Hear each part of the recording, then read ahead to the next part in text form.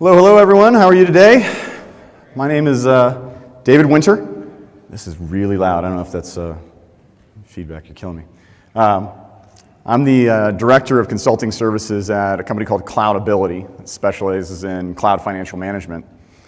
Today we're going to talk about something that we call financial agility. So we're not going to talk about reservations. We're not going to talk about right sizing. We're going to talk about some of the observations that we've made in working with hundreds of enterprises and how they do day-to-day cloud financial management and the impact it's made to their organization. But kind of first is like, why would you listen to me, right? So I started using AWS back in 2012, building SaaS applications for startups down in Austin, Texas. Quickly figured out that AWS was kind of the coming thing that's going to impact change in our industry. And so what do you do when you figure that out? You go work for AWS, right? So after that, I spent about 2 years at Amazon Web Services doing enterprise sales up and down the East Coast, working with very large organizations, those that are spending hundreds of millions of dollars on IT budgets and millions of dollars specifically on AWS. So I got a lot of insight into how they were operating and the challenges that they had adopting cloud, transforming their organizations, and migrating. The last 18 months at AWS, I spent working on a program called the Migration Acceleration Program. You might see some notes about that, different presentations throughout the week. And what we were tackling was, how can we help the enterprise move large amounts of their workloads out of the data centers and into AWS? And during that time, most of what I spent doing, and I found that I was really interested in, was business case development and financial modeling for cloud, right? So I spent 18 months doing that, and then I said, hey, listen, there's a challenge in the enterprise is that this hasn't really been cloud financial management hasn't been around that long, and people don't know much about it. So it's challenging for them. And a pitfall that I observed enterprises running into is that the less they understood about something, and when this something is cloud financial management, the simpler it seemed. And sometimes when things are simple, you take them for granted, right? Sometimes that bites you in the ass. So what I did was, I came to Cloudability, and we started talking about how can we build a process around cloud financial management? It's just so new. How can we build some intellectual property on what the challenges are and how to address them for the enterprises? It's no one's fault that cloud financial management is a challenge right now. It's just so new. It's not been going on for the last 25 years. It's been going on for the last 6 years. So when we break this down, cloud financial management, I think it's important for you to think about it in two ways. You think about cloud financial management from the perspective of strategy and then the perspective of execution. And when you're thinking about strategy, this is all the what if. What if we adopt 12 of the new things that Andy announced this morning? Right? How will that change our financial impact as related to our cloud spend? Right? What if we close the data center down and we migrated to AWS? What if we refactored this application into Lambda scripts? What if we adopted Aurora as our database, right? How do you predict what that's going to be financially so that you can make an informed decision? The flip side of that is once you've built a strategy, built a business case, built a financial model, how do you actually execute against that? So I spent about 18 months building large-scale financial models for customers to say, hey, listen, over the next 4 years, you can move 5,000 servers into AWS, and here's what it's going to look like as far as your costs, right? Here's a total cost of ownership comparison to what you have going on today. They'd be really thankful, really great. They'd sign the deal, they'd move on. And then it's really challenging sometimes on the operational side to execute against the assumptions that you're building into that strategy, right? Everyone's going to buy the perfect amount of RIs. No one's going to accidentally turn on services that are wasting money in the cloud, right? So that's the side of execution that I want you guys to think about. So, I'll start and I want to talk a little bit about the strategy. So when you're thinking about strategy, you've got to back into, in your organization, what are you trying to achieve? So as I spoke to folks about migration strategies, typically I found that there were two things that were really driving their objectives. They were trying to find some level of business agility that was meaningful to their business, and that might be measured in how fast can we deploy features. It might be measured in how effective or how efficient are our developer teams. Can we open up and address new markets right, by increased development. And then the other side of it was economic value. And I use the words economic value very specifically because it's not necessarily always cost savings or cost avoidance. It's what are you getting for the value? How is it impacting your business and helping you achieve your goals? And there's a big slash down the middle here because it's always a balance, right? It's always a balance between what do you get out of the business agility side and what do you get out of the economic value. And so when you're trying to figure out for your specific company, what's important to you, start from trying to understand the goals, right? Is your company trying to move into new markets? Are they trying to deliver new products, right? Are they, is it a more tangible goal? Like we've got a leak in our data center ceiling and we've got to get that data center closed down and moved out. Very real scenario. Did our data center provider call us up and say, hey, we're closing up shop because the cloud's putting us out of business, right? And you got to get 18 months to get all your stuff out. It happens. Merger and acquisition, right? You're acquiring companies. You want to integrate them to your system. You want to integrate them into your environment, right?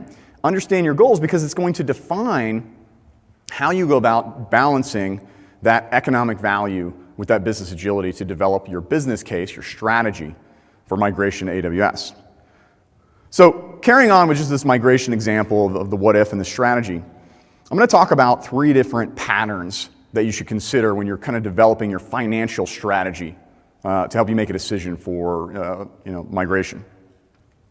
The 3 I'm going to talk about are rehosting, replatforming, and refactoring. Now, if you've seen any of the other migration slideware that AWS has out there, there's 3 more: retain, retire, repurchase. I'm not going to talk about those today. Those have to do more with what you don't put in the cloud. There's pros and cons to each one of these that you've got to figure out. Right? Rehosting, which is just lifting up a server, Windows Server, Linux server, moving it into AWS, doing a little bit of right sizing, hopefully, wrapping a nice reservation around it, has pros and cons. It's cheap, right? The cost of doing that is cheap. It's easy to image a machine, move it into the cloud, and turn it back on. It's easy-ish, right, as far as the effort level to do it, and it's fast. Right? There's plenty of partners out in the expo you should go visit right now that have really programmatized the ability to lift and shift workloads. And you can build a financial model where you can say it costs me exactly $400 per workload that I'm going to move into the cloud, and it takes exactly 7 hours to move each server. And from that, now I can build a timeline and a complete financial model. But the cons are it's the least amount of savings. You can trip, fall down, and move lift and shift 5,000 servers in the cloud and save 25% pretty easily. It's also the least cool as far as migration to cloud. Then you've got replatforming. Right? Now replatforming, or as my friend Steve Orban likes to call it, lift and tinker, means you're moving things into the cloud, but you're trying to take advantage of maybe different services that Amazon has, like hosted databases, the big data solutions, different storage solutions to augment what you had on premise. So this is great because it's a little bit newer technology sometimes. You can take advantage of upgrading operating systems, taking advantage of Amazon services that have better value than maybe rolling your own services. It drives culture change in your organization, right? So less do-it-yourself, more focus on what's important to your business versus focusing on the backups for your database, right? Tends to offer a greater level of savings than pure lift and shift when you look at the total cost of ownership, right? On the cost to operate the application workloads as well as the cost on AWS. Which drives less future overhead. Takes a little bit longer, right? And in this case, also sometimes it drives culture change, which is a challenge. So sometimes culture change is a pro, sometimes culture change is a con, right? And it can cause more disruption, but you got to weigh that if that value for you makes sense. Now the coolest one is refactoring, and we can get a big philosophical debate on the difference between the word re-architecture and the word refactoring, but I'm just going to use refactoring today. The newest technology, right? Taking a mainframe and refactoring into a bunch of Lambda scripts, right? The dream refactoring job. Drives significant culture change in your organization. When you've seen the CIOs get up on stage at reInvents today and in the past and said, I saved 70% of my bill, it's because they spent the time to refactor applications into new cloud-based architectures. Now the cons is it takes a little bit longer. Again, it's more culture change in your organization that's challenging and it's disruption, but it's got a lot of value to it. Now the point of going through this, or one more thing I want to talk about real quick, refactoring has also a unique challenge, is that when you're rehosting, it's pretty easy to predict what your costs are going to be. And if it's not easy for you, we can help you out. When you're refactoring, it's kind of like predicting where a hurricane, and I know it's bad timing for the United States talking about hurricanes, where a hurricane's going to land, how strong it's going to be. All we have to look at to try to predict that is historic weather patterns and all the hurricanes that have come before it. And as you're sitting down and helping your company build strategy on why refactoring might be a good methodology for you to adopt, you've got to be able to predict, well, when we're done, how much it's going to cost. And when we're done, based on how much it's going to cost, how much are we going to save? And based on how much we're going to save and how much we invested in order to undertake this refactoring, when do we start seeing the return on investment for this, right? And so it's a challenge. What my advice, look to your peers, right? Look to your proof of concepts and try to see the patterns that you've built that you've moved onto AWS and observe the actual costs. We look at data because we've been looking at data for cloud adoption for the last 6 years. And we try to match where the patterns of architecture you're planning to adopt in the cloud match patterns that we've actually observed over time over the last 6 years from all the customers we've been helping with cloud finances. And from that, we can kind of help look at where all these patterns convene, right? Where they all converge on. And where all these patterns converge as far as refactored workloads is where you can make your bet on where your workload is going to cost operationally when you've completed it. Now, the trick for strategy here is there's no one solution that's going to make up your strategy. You're probably going to have some rehosting and a financial model related to that. You're going to have some applications in your portfolio that are going to benefit from replatforming, and it's going to benefit your overall objectives. And there's going to be ones that you're going to want to go in and refactor as well. Once you've built your strategy for cloud financial, for migration, or for even just a what if, right? What if we adopted, Lambda? You're going to move at some point into operations, right? And more often than not, this is the day-to-day work that you're going to be doing for cloud financial management. So operations and execution kind of breaks down the challenge into a couple table stakes things that you need. You need to be able to consume the financial data that you're generating from using AWS. And AWS makes this publicly available for you. If you've ever heard of the detailed billing record files or the cloud usage resource files, all the data's in there. The trick then is how do you analyze and report on that data in a meaningful way to your business, right? Some customers have 2, 3 sub-linked accounts with AWS, and some customers have 200 or 300 linked accounts in AWS with one-to-many relationships to the departments, with different financial responsible parties, with different technology responsible parties. And you've got to be able to take this financial data and present it in a way that those individuals can read it, consume it, understand it, and hopefully make great business decisions from using it. The challenge is also getting that data out to everyone, right? How do you get that data together? How do you cook that data? How do you present that data and slice and dice it, but get it out to those 300 people so they can make those great decisions? So if you've looked at this before, the challenge here is kind of is interesting because if you've looked at a billing file before, they're some of the most ugly things you've ever seen in your life, right? So here's me just like texting out one of the Cloudability billing files, and I changed the account number so it's not real, so don't try to do anything. It's somebody's account number, just not ours. But this is the data that you've got to consume, that you've got to be able to slice and dice on a regular basis. You've got to be able to analyze and do some detective work, right?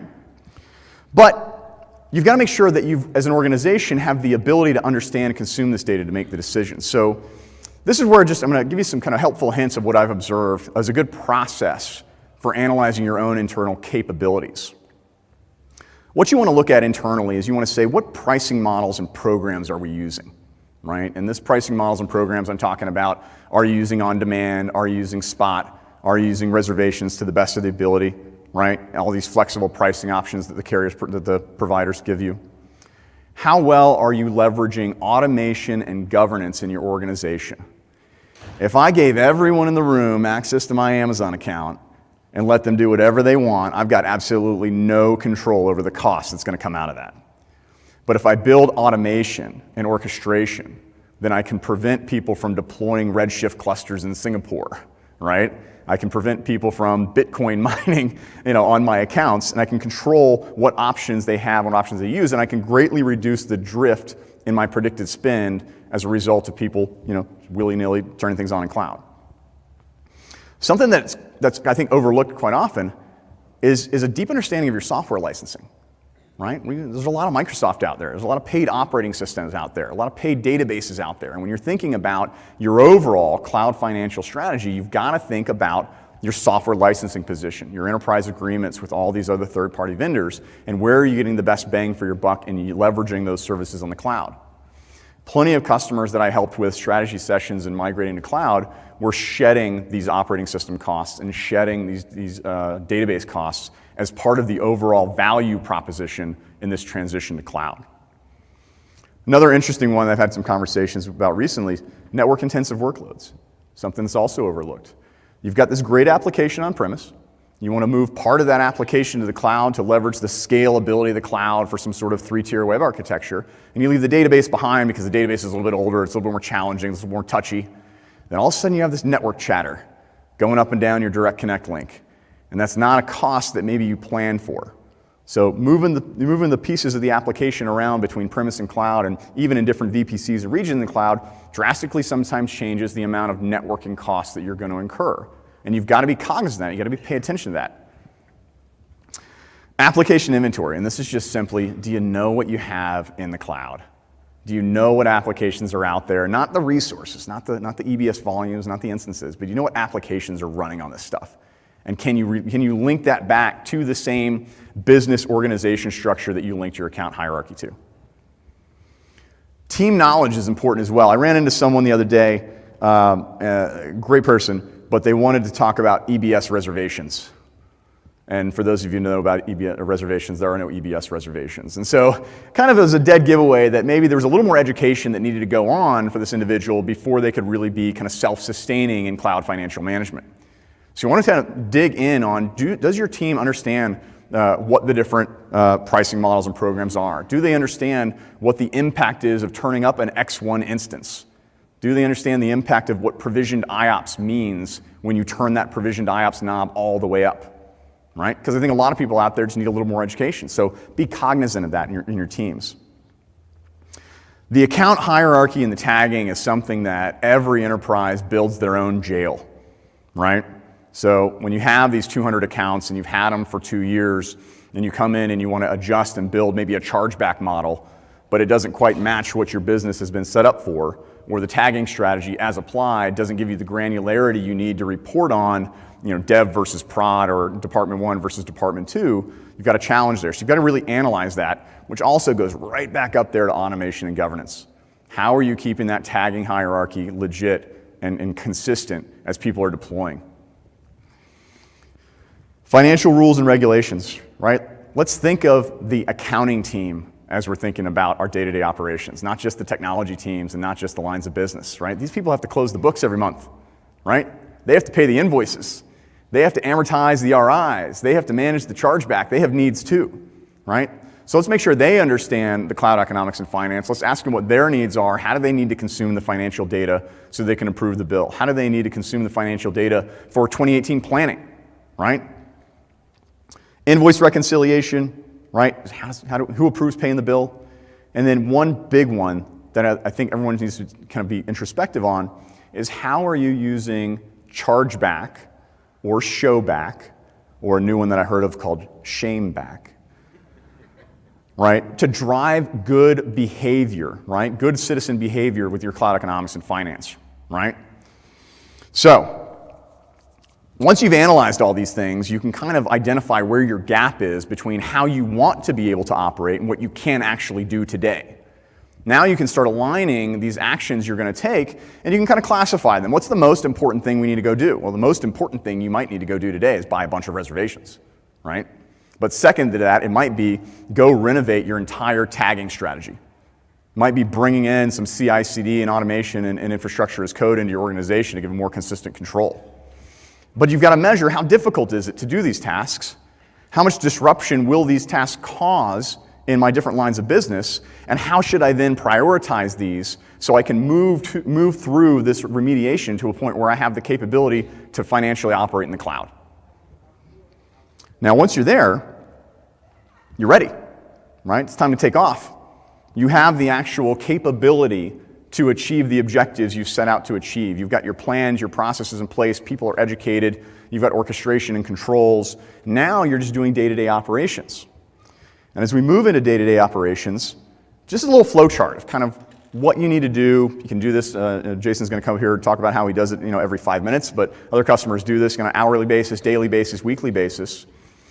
You wanna look at the data, financial data. You wanna classify that data, quantify it, make a suggestion, take an action, measure that action, and then report on the outputs, right?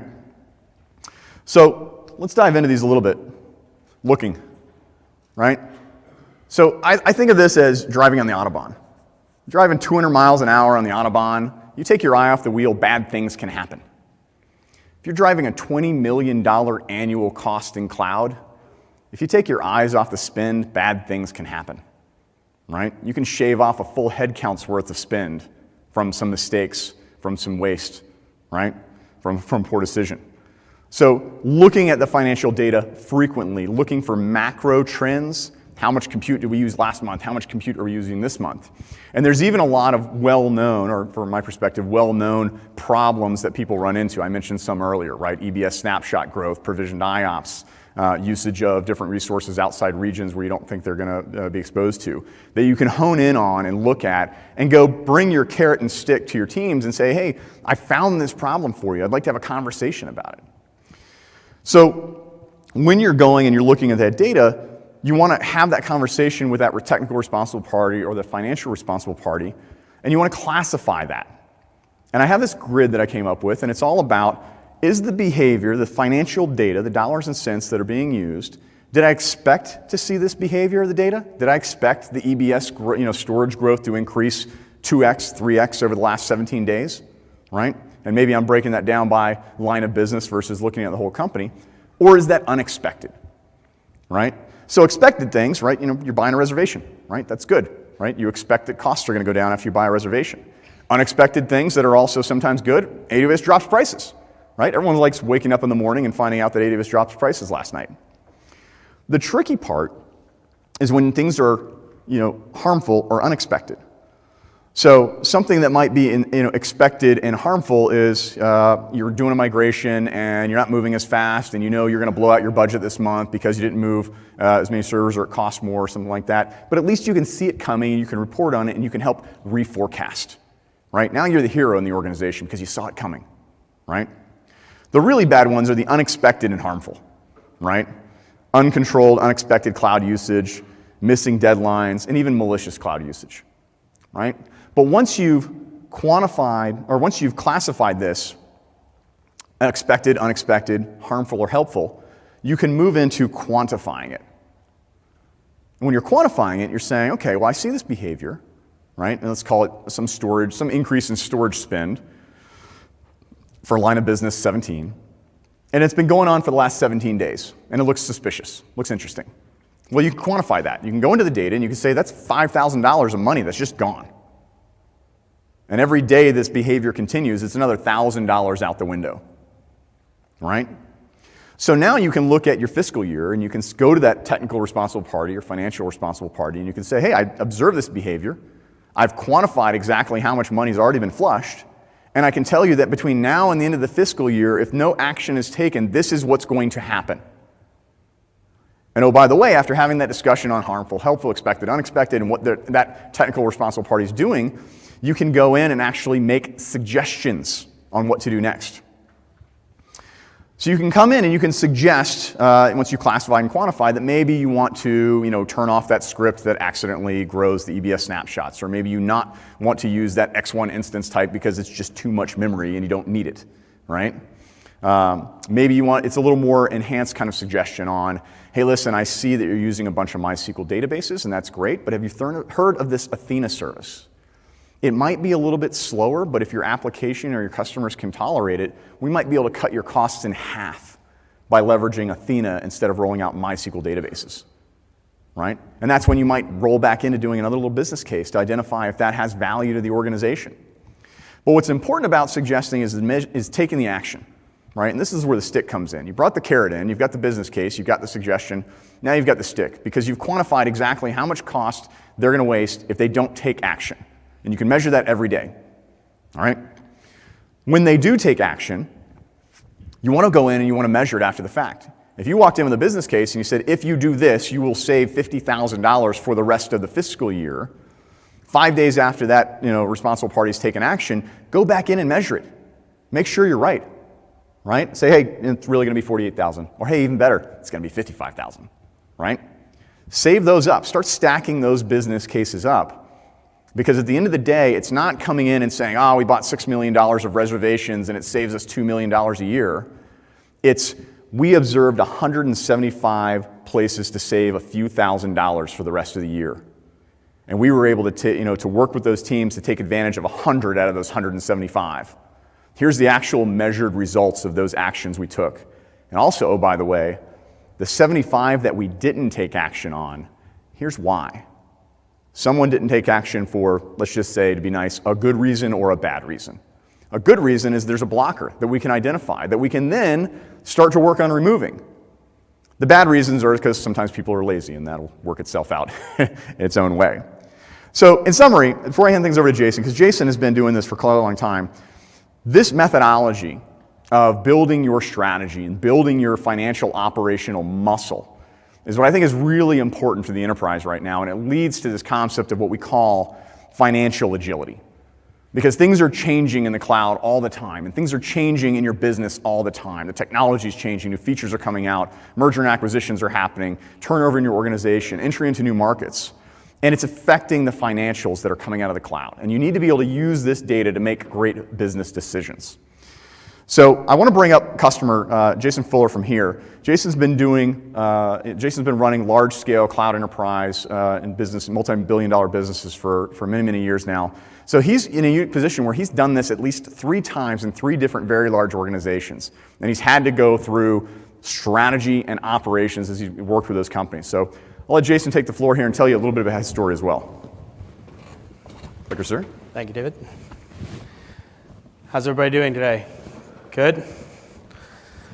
Great job on David's part, explaining the methodology, making sure we all understand what's good, what's bad, and what's ugly. I work for HERE Technologies. HERE Technologies is one of the, if not the leading location services company in the world. We'll get into that. I'll do the obligatory marketing slides. I don't know if my marketing manager's in the room, but thank you very much. But today I'm going to take the abstract and give you some on-the-ground tips. I'm going to work through kind of the things that we do at HERE, and as much as I can tell you publicly. And then obviously my email's there. Feel free to email me if you have one-on-one questions. I'm happy to take direct messages. I started working at HERE in 2016. I'm the head of cloud management and operations. We are 8,000 plus people, 200 offices globally, based in, headquartered, I should say, in Amsterdam. I work in Burlington, Massachusetts. We have a large group in Chicago. Some of you may know us as Navtech. Some of us may know us as Nokia. We were part of both of those organizations for a long time. We started making maps in 1985. So we've been doing that for a long time. But today we're talking about megacities and artificial intelligence and on-demand economy. And those of you guys who watched that 60 Minutes years ago where Jeff Bezos stood up and said everything's being delivered by drones, and we all went, that's crazy, I'll shoot the drone, right? That's what I said. It happens, right? It's happening today. We are going to see 3D maps, and for that, location is a really key part, right? So for HERE, we drive a lot of three-dimensional, satellite imagery, big data, pick a buzzword, machine learning, right? It's all part of what we do. And so the reason we have to do that is because we are running the maps for 4 out of every 5 cars on the road, probably running the content in your automobile that you drive every day if you drive. We deal with all sorts of mapping technologies, right? We are the map behind Bing Maps. We work with Amazon very closely, obviously Amazon Web Services as well. But we put up petabytes of data by doing this. And so our cloud costs are not in the smaller numbers, they're in the much larger numbers.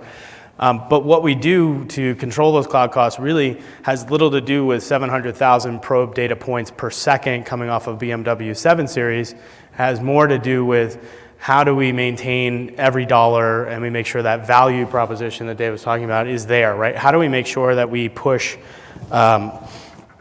good practices into engineering, right? And we'll get into a little bit of that. So as a large customer since 2011, we've been on a cloud-first strategy, right? So we still have a ton of data centers, but we've shut down a lot of those data centers, eight large-scale data centers with 3 closures last year. So it's not a quick journey. You know, as an 8-year AWS customer, you grow a lot of lime, you grow a lot of mold. I don't know how you want to look at it. We like to look at it in a very positive way, right? The savings, but it's true. It's organic, and it sits there, right? Your S3 buckets, nobody's touched, has petabytes of data. It costs you tons of money. Multi-factor part upload failures. I don't know if you guys haven't dealt with that problem yet. That's when you upload something to AWS, it doesn't complete successfully. They charge you for the unsuccessful object, but you can't actually touch it until you delete it. So those little things matter. They matter at the small scale, they matter at the large scale. One of the things that I've done with the 3 enterprises that I've been in over the last 6 years is looking at the difference between AWS's strategy for developers versus the enterprise reality, right? I don't have an IAM user on every one of my 500 accounts. I shouldn't. I'm not really supposed to. That would be a security risk, right? No one in my organization should. And using tools like Cloudability allow me to spread it out to those folks in the room who don't have an IAM user, don't know about IAM users, don't care to know about IAM users. The engineering team that's running your DevOps doesn't want you to have a user, or even a user someplace else to assume a role into their account. That kind of breaks that trust, that abstraction that Dave was talking about, where you have to have a group of people that are accountable. And if I have a user in your account, how are you 100% accountable for what you do in your account if I spin things up on my behalf, you know, to say change something or do something? So it's not about control. It's more about, you know, you can fail fast and fail often as the devs like, but as the enterprise goes, there's project managers, there's program managers, there's people in global teams that do run 24/7, but don't need the cloud on all the time, right? And so you have to deal with the difference between these two things, because AWS would love to take your money. They never pay a refund. So they'll go through, you know, I had a case, right? Redshift cluster went up, was up for the weekend, cost $175,000. Didn't need to be up. Intern didn't mean to put it up, and he did, and we didn't get that money back, right? And had we had some controls in place on that account, we could have stopped that, we could have avoided that. So be really crisp about how you deal with this, and from there, the teams will appreciate the service that you provide. So, and it doesn't take a top-down approach, but it does help to have top of the organization support. I enjoy that at HERE Technologies, but this is what I call the BC architecture. In this case, BC is before Cloudability. We have applications that run lots of Java. We have open tools. We use the CUR file, the cost utilization report. If you haven't opened that up yet from AWS, it's intense. For us, it's a 150 gigabyte CSV. Can't open it on much else but AWS, so I pay them to open their own bills. We consume about 200 million lines on that file every day. So it helps a lot. The DBR is a little bit higher, right? It rolls up operations, but that file will give you kind of what your bill should be, right? And so you should be able to do just the, you know, let's say it's $1, right? You should be able to open the DBR the day after, what is it, the 6th of the month, right? Because they take 6 days to balance their own bills. And it should match the PDF that showed up in your inbox, right? But they send you a PDF for every single reserved instance you create. They send you a PDF for every account. They send you a PDF for every credit memo, every server. Yeah, 7,000 PDFs later, and I have my awesome woman, Joan, in the audience. Hi, Joan. She handles all the PDFs. that has to be balanced, right? You're an enterprise. You can't just pay bills. I mean, it's not free money. This has to have some consumer responsibility. So bill split for us would take their DBR, and every time it would drop 2 to 3 times a day, split it up. We put S3 bucket policies in place on that bucket. You join from an account, you get to see your part of the bill, right? It's a simple way to do that, but it gives the team the raw data, right? So if they can't go to the console, don't want to go to the console, they want to have the raw data, they can go get it.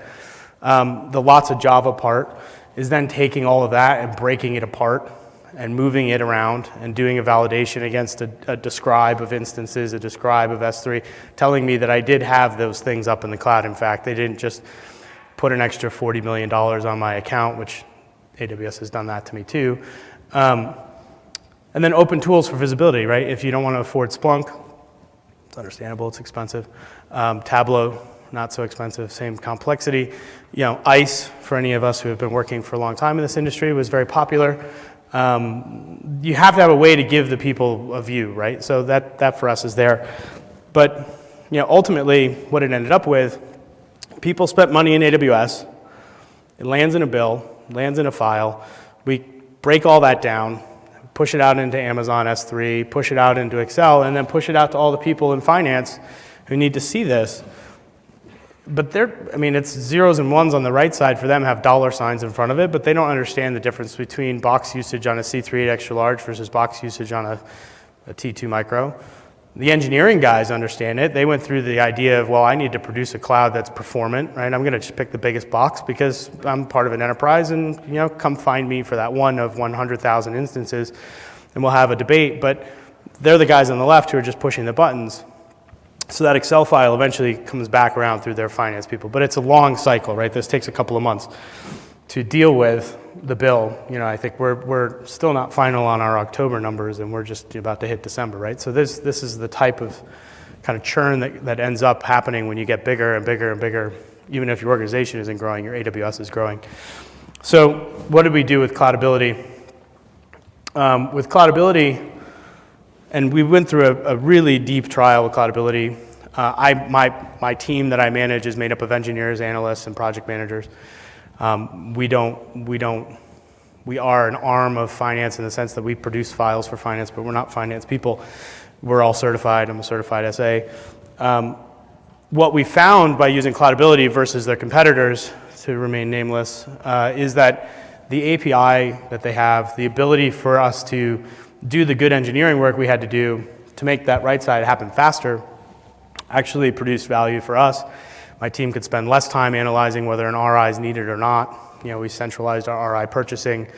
One of the great things you can do with the curve file, just as a side tangent, is you can actually trace your ARNs throughout your organization, so you can tell who used the AWS RI and actually create a cross-charge on that. So now you get 100% of the value instead of that, well, it floated away, I paid for it, somebody else used it, right? That doesn't work well in the enterprise between business units when someone else pays for it, but you get to use it. So Cloudability helps there. We've decreased the amount of Java that we need because now I'm consuming, for my team, all of these files, but for the rest of the organization, they're using the front end of Cloudability. So now they're getting a login to Cloudability through an Active Directory SSO connection. So there's no username and password problems. I log in with my same credentials. I can now create reports. I can now see usage from CloudWatch data, which they would never have been allowed to see CloudWatch before because I'm not going to give them an IAM user. You're in finance. You don't get an IAM user. You're finance. But now with Cloudability, you can, right? You can go see who actually used this. Why was it being used? How much was it using? And maybe you don't understand it at first, but as David said, you start to produce the questions. You start to produce the matrix of, if it's helpful, should I talk to engineering? Should I talk to the people in the organization running the service and say, why C38 extra larges instead of T2 micros? I don't know what that means, but just start to explain it to me, right? You can have collaboration. What we want to do from here is actually produce more integrations. So now, instead of just using any Java, is to allow Cloudability to consume all of the billing files, allow me to have my SSO integration, use my financial plan data, right? Because one of the things that's great about their tool is I might feel really good when I go home at night as an engineer because I only spent $10 today, but maybe you only budgeted $8. Yeah, it doesn't matter if you have $1 million budget or an $8 budget. It matters if you stayed under budget, right, in most organizations that I've worked for.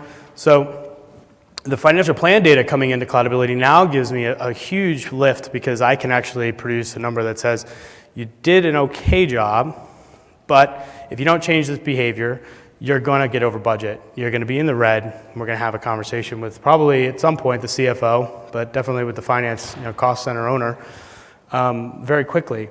The other side of this is we want to take out of Cloudability all of this great data too. So one of the points David made was to automate, right? I like the guys at Capital One, so I'll give them a little plug. We use Cloud Custodian. If you haven't looked at that project on GitHub, you should go check it out. Very basic, very small app. We run it on Lambda. Every 30 minutes, a little Lambda guy shows up in every one of my hundreds of accounts, runs for 300 milliseconds, shuts down, costs my teams $1.80 per month to do that. And in that 300 milliseconds, it checks that all your tags are in the right places, checks that you have tag compliance. If you don't, it marks the instance for delete.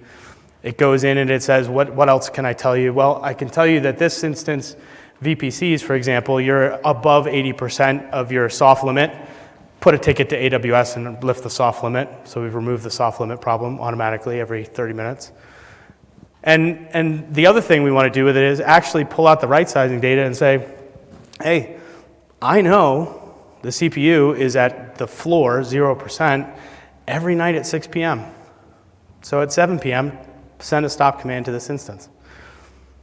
And I know that every day at 8:30, the CPU spikes. So go ahead and send it, an order to start at 8 a.m., right? And only do it if the tag for the environment is development. Don't do it to the production stuff.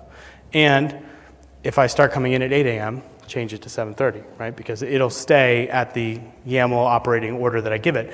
So I want to reach into Cloudability and say, what are the right recommendations, right? Which they have a recommendation engine, which is really good. And it's really accurate. And it tells you how much you would save if you didn't use the C38 extra large, you used the T2 large, and pull that out into these enterprise systems like Aptio and PeopleSoft and Workday. And the other things the enterprise depends on, that when you get to a certain size in AWS, it becomes your most expensive, longest pole in the tent. But as David pointed out, if it's giving you business value, then it's all good, right? But no, it's still $10, but you have an $8 budget. So you still have to figure out how these other systems, how these other teams that don't know what the cloud is, they just know that we run technology and we run it on the cloud, they need to understand it too. So this is what we'd like to do from there. And really, standardizing in this way allows the organization to really have a valuable and fruitful conversation, and it drives the problem away from a governance team, right? So as a governance team, we decide hibernation is good. We decide that RIs are good. We decide that S3 buckets open to the world are bad, right? These are things that we can produce centralized management of. But as an organization, everybody starts to lift their education level up, and tools like Cloudability allow you to do that. So it's a good way to kind of share that painful, $160,000 Redshift cluster over the weekend experience with many more people. So Redshift, we like I said, we pay them to look at our bill. So we're going to produce more Redshift. We'll probably still pay them more to look at our bill. But it's now a conversation around queries that I care about, not Tableau boards and Splunk indexes and paying more to see the bill, right? So with that, I'll say thank you. My email's on the bottom. Please come see me here at the show, and I'll turn it back to David. Perfect. Thank you very much, Jason. Thank you. Appreciate that. So we've got a booth, obviously, at the expo, and if you see in your chairs, we put out some flyers. You can come by and get a book that we wrote. It's a follow-on to a book that we had out last year. It's been written by our co-founder, our CTO, and I even had an opportunity to contribute to it. So it gives a good background on kind of current state of cost optimization strategies, methodologies, and things you can do. At this point, we're done. I'd love to open the floor up for if there's any questions. Feel free to ask. Otherwise, get the hell out.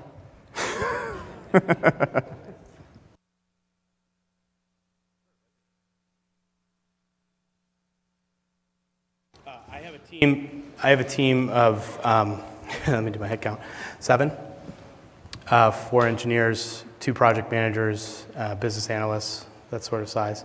But we have over 2,000 IAM users in the organization that are not bot service users. So we have a huge AWS cloud operations generally, but our team really sits in a center spot to say, okay, yeah, let's look at that data across the entire fleet, and then we produce those reports, as David was pointing out, and give those reports to the people who can actually swing bigger sticks than I can. Yeah. When you start passing that $3-4 million a year total spend, it's, in my experience, it's a head count of person to start looking at this data and doing this kind of work, not something that you pull a financialist and you say, hey, you're responsible for the cloud optimization, or you pull a technologist and you say, you're also responsible for the cloud financial. That's the time you really need to dedicate a head count to it. And then you get into the 10, 15, $20 million range, you need a team. Yeah. Right? And then when it goes per month, you need to have automation. Yeah. Yeah. Yep. No problem. Sir.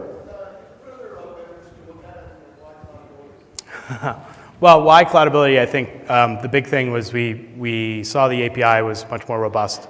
We wanted to do automation engineering. We really bought the tool for what's under the hood, but we needed to be able to give people access to a really rich UI to do what they need to do as well.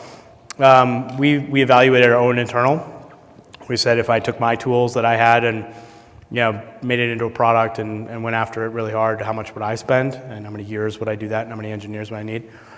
We also looked at some of the other top vendors in the space, Cloud Health Technologies, Cloud Checker, and AWS directly.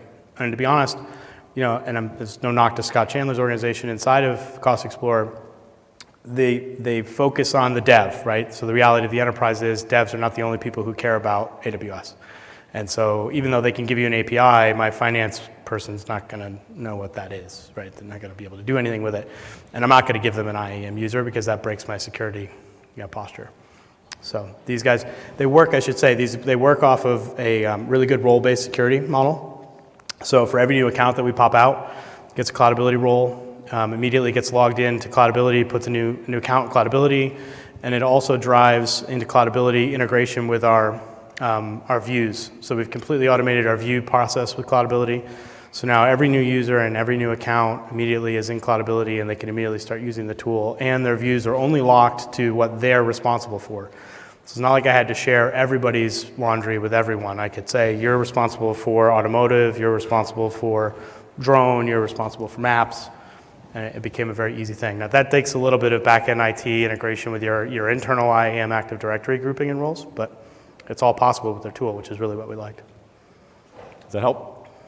Perfect. All right. If there's no other questions, enjoy the rest of the show. Thanks, everybody.